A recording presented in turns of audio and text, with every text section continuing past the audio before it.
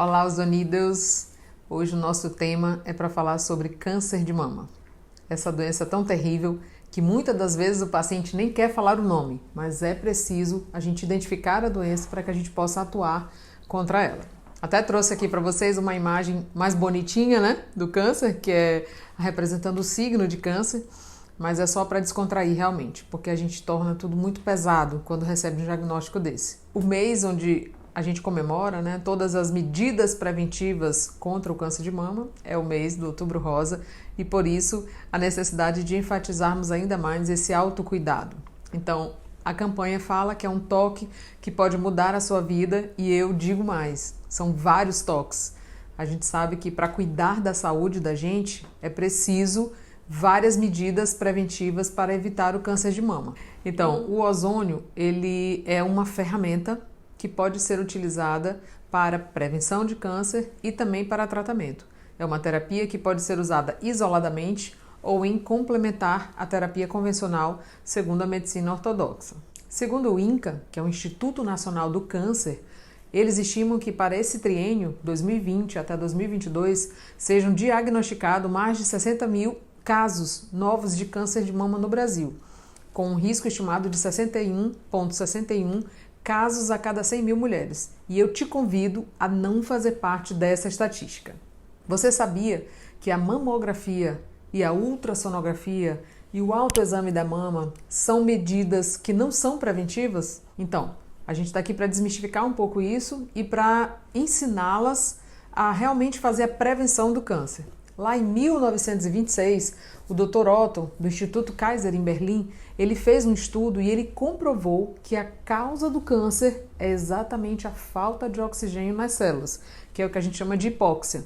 Então ele recebeu o Prêmio Nobel da Medicina no ano de 1931, novamente em 1944 recebeu um outro prêmio e também foi indicado para um terceiro Prêmio Nobel de Medicina por conta dessa descoberta. É exatamente aí que a ozonioterapia se vê inserida, nessa melhora da oxigenação da célula.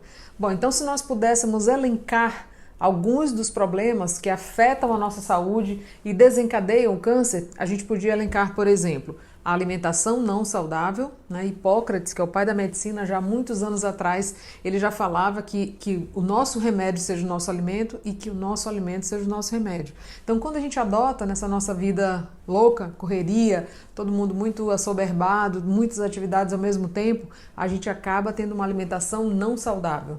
Na verdade, o que a gente tem hoje nas prateleiras, nos supermercados, nos restaurantes, são produtos alimentícios. Não são alimentos de fato, porque tudo você tem que desembalar, deslacrar e aquilo tudo tem conservantes, tem produtos químicos, tem aditivos que vão adoecer as nossas células. Então essa seria a principal causa da gente desenvolver, por exemplo, um câncer lá na frente. Outra medida, outra dificuldade hoje em dia é o sedentarismo. As pessoas não têm mais tempo de se exercitar. Você sabia que tem diferença, por exemplo, entre atividade física e exercício físico? Você sabe quanto de fato eu preciso desenvolver durante a semana, quantos minutos para que realmente eu possa desenvolver um exercício físico? Isso é muito importante. Um segundo problema, por exemplo, seria o alto consumo de álcool e tabaco. As pessoas hoje em dia facilmente, desde muito cedo, começam a ingerir tabaco, hoje em dia até tem um cigarro eletrônico, onde acaba fazendo mais mal, inclusive, do que o cigarro convencional. E a galera jovem, principalmente, né, se vê encantada por aquela tecnologia. E isso é muito ruim, porque além de desencadear o câncer de mama, ele também pode desencadear inúmeras outras doenças. E como um terceiro problema, a gente elencou aqui o câncer ocupacional. O que seria então esse câncer ocupacional? Ele surge à medida que você está exposta a muitos agentes que são carcinogênicos, que estão presentes em ambientes de trabalho, via de regra, ou até mesmo no seu ambiente familiar.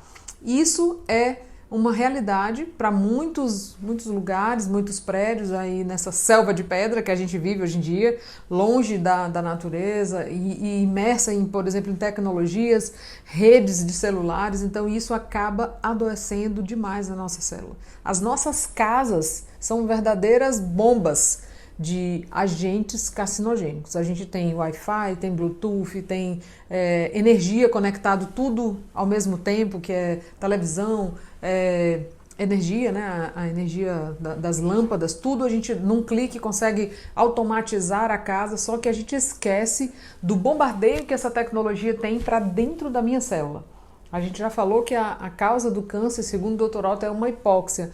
E aí, além de ter essa hipóxia, você ainda tem o bombardeio da tecnologia dentro da sua própria casa. Sem falar no trabalho, né? Que é onde a gente passa a maior parte do nosso tempo.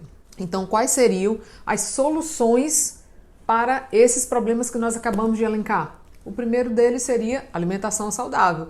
Ter uma ingesta rica em alimentos, né, que realmente são vegetais, frutas, legumes, verduras, cereais integrais, né, tudo que é integral é mais saudável do que os que não são integrais, né? A gente sabe que o nível de agrotóxicos que o nosso país adota é altíssimo, coisa que lá fora, por exemplo, não é permitido, aqui é.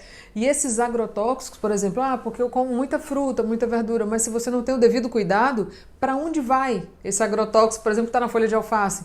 Vai para dentro da nossa célula e pode desencadear um câncer, por exemplo.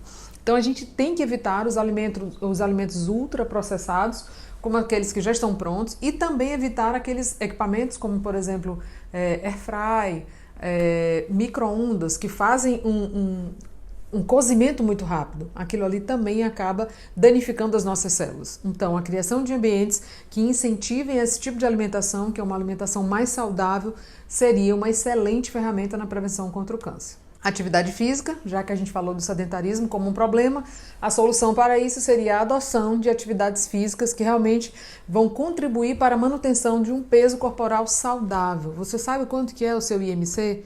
Você sabe quanto de água você precisa para colocar essa máquina para funcionar?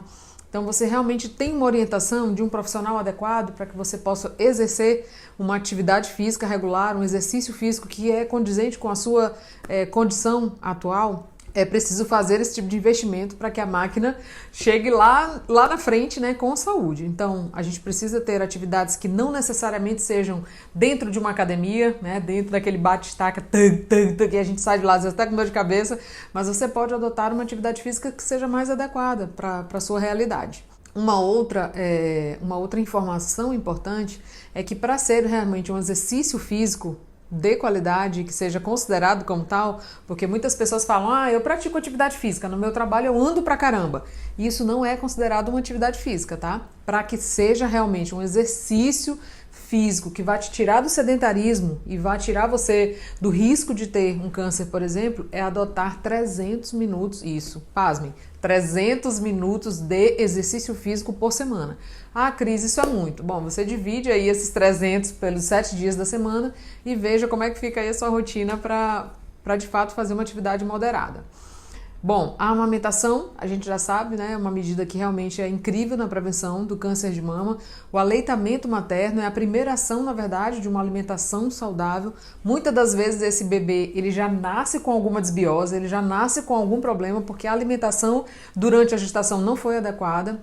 E a mãe que amamenta até 2 anos, ela tem um risco diminuído por conta dessa prática, além de que ela também protege a criança dela contra a obesidade infantil. Ou seja, com uma única ação, a gente tem 2 incríveis benefícios. Evitar a exposição aos tais agentes cancerígenos, né? A gente sabe de um relato de caso onde, por exemplo, um prédio inteiro, né, uma comunidade inteira que morava num prédio próximo de uma torre de celular absurdamente grande, ela realmente fez com que vários proprietários desse imóvel desenvolvessem câncer. Sem ter uma genética associada, alguns tinham, outros não, mas o fato é que a maioria dos moradores desse prédio estavam desenvolvendo câncer de mama. Então, a gente realmente precisa se afastar de agentes cancerígenos, como esse exemplo que eu acabei de citar.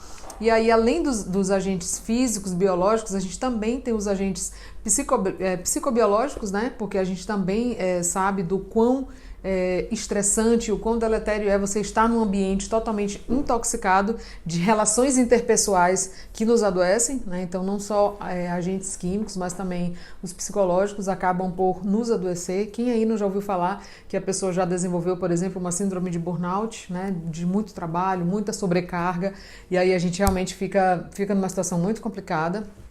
Também é fundamental a implementação de leis, né, que obriguem e fiscalizem a substituição desses agentes causadores por outros mais saudáveis. Então, as terapias complementares que a gente está desenvolvendo durante esse curso aqui, já falamos de inúmeras, elas abrangem uma ampla gama de práticas que são mentais e corporais, produtos naturais e modificações do nosso estilo de vida para que a gente realmente tenha uma qualidade de vida, uma harmonia de vida e que possa, assim, evitar, ou se não evitar as doenças, mas que você tenha uma resposta diferenciada à medida que você começa a desenvolver uma doença brutal como essa que é o câncer. Então, junto com os tratamentos convencionais, a gente pode também exercitar as terapias complementares, tanto que o próprio nome já fala, práticas integrativas e complementares. Quando a gente fala que é alternativa, a gente está falando uma palavra errada, ela tem que ser complementar. Então, dentre as 29 práticas integrativas e complementares do SUS, a gente pode citar ozônio, aroma, acupuntura, antroposofia, arte-terapia, biodança, bioenergética, constelação familiar, cromoterapia, que é maravilhoso também, a dança circular, fitoterapia, geoterapia, hipnoterapia, homeopatia, imposição de mãos, que é o reiki, meditação, que é uma coisa incrível para mim, tanto quanto, por exemplo, a alimentação saudável, como o não sedentarismo, a meditação também é uma prática que é realmente revolucionária na saúde da gente, musicoterapia, naturopatia e osteopatia, são algumas delas. Então, o maior ato de amor que você pode fazer hoje é cuidar da sua saúde de forma preventiva.